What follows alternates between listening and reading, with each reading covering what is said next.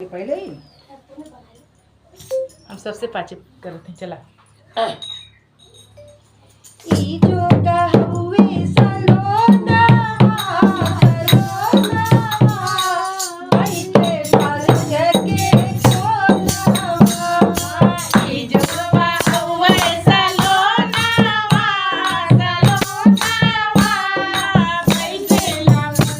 के कोना ई जो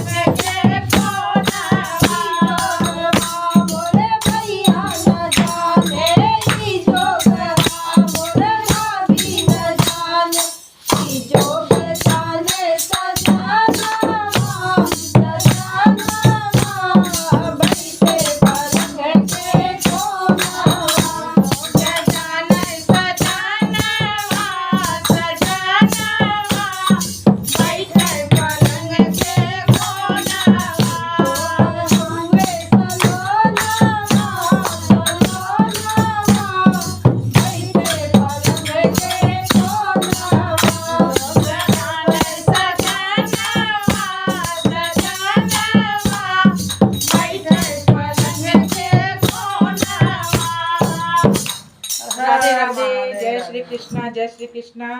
जैसा भी होगा कमेंट बॉक्स में आप लोग जरूर लिखिएगा। राधे राधे, जय श्री राम। इंग्लिश में क्वेश्चन कोई होगा तो पूछ लीजिएगा। नहीं बोलते हो।